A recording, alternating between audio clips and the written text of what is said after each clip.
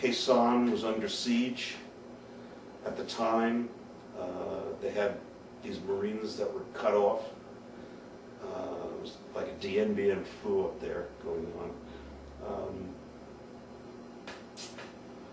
And so they gathered everybody together and gathered all our gear and our stuff, and they moved us, what, 150, 200 miles north geographically, but into an entirely different world. We no longer were fighting Viet Cong anymore. Now we were fighting NBA, or hardcore, as we call them. And these guys, don't let anybody tell you they weren't an army. They were an army. And whereas we were used to chasing the Viet Cong, these guys didn't run. These guys fought. They stayed and they fought. And it was more like conventional war. I mean, whereas the Vong Son Plains, the Central Highlands, was like a counterinsurgency, where you could expect booby traps and bombs and occasional ambushes and things like that. Up here, it was more, we knew where they were, they knew where we were, and when they were ready to fight, and we were ready to fight, it was just be in the same place at the same time, and it all started. And Tet was, there was no place to be that you weren't involved in Tet. They just attacked every place worth defending.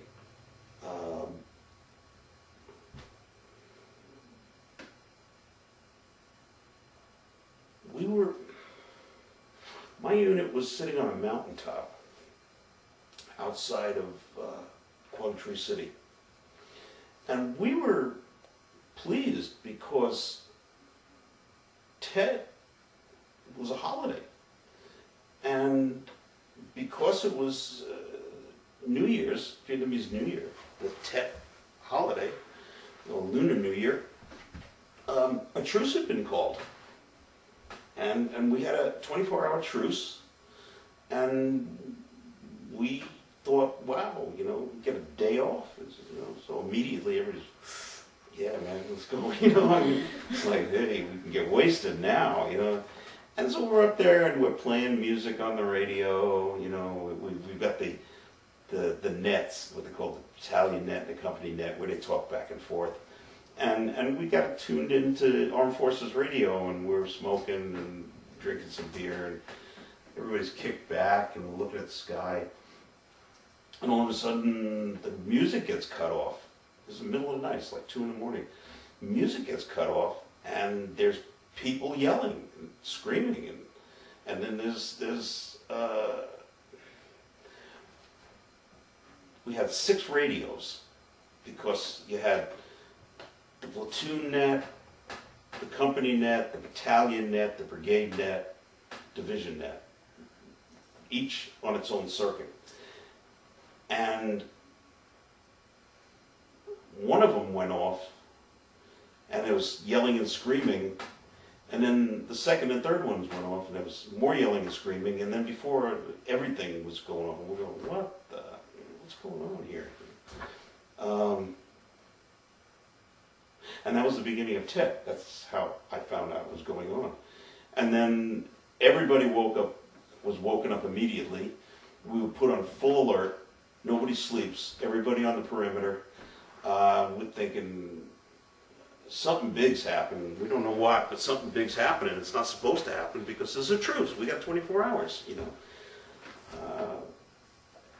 And finally came down to us that the truce had been broken, that there was major attacks happening all over. And I remember feeling cheated. I remember feeling, shit, you promised us 24 hours, that's how little my world was, I didn't see the big picture. I don't think any of us saw the big picture. We were too close to the ground. But that morning, as soon as the sun came up, they had us on the landing pad. One of those pictures is sitting on the landing pad. The one with, yeah, that one. Waiting to be picked up in Chinooks. Whenever they took us somewhere, they took us in Hueys. Whenever they took us in Chinooks, the big double-bladed ones, that meant something major was happening. Pass that.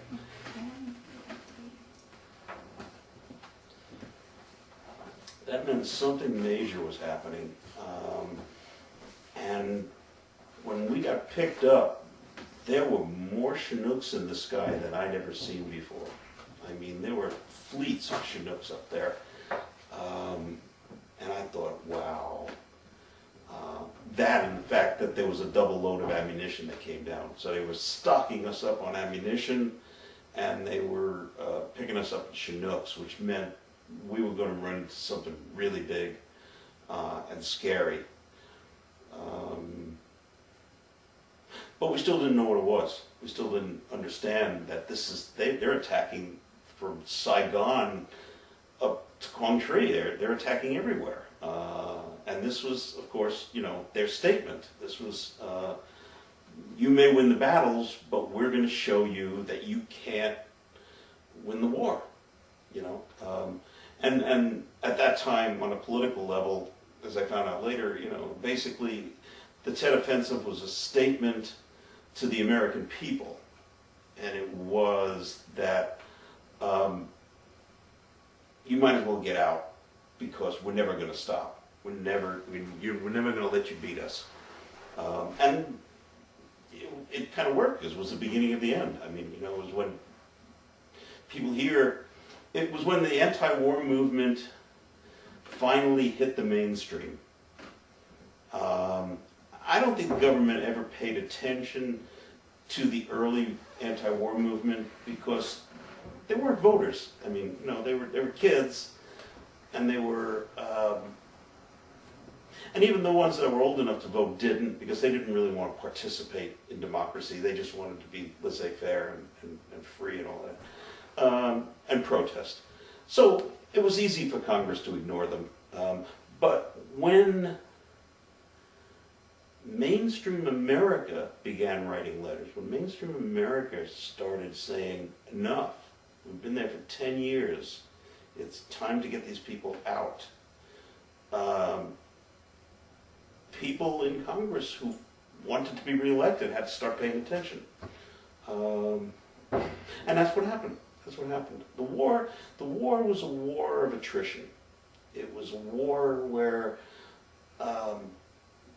we judged our success not by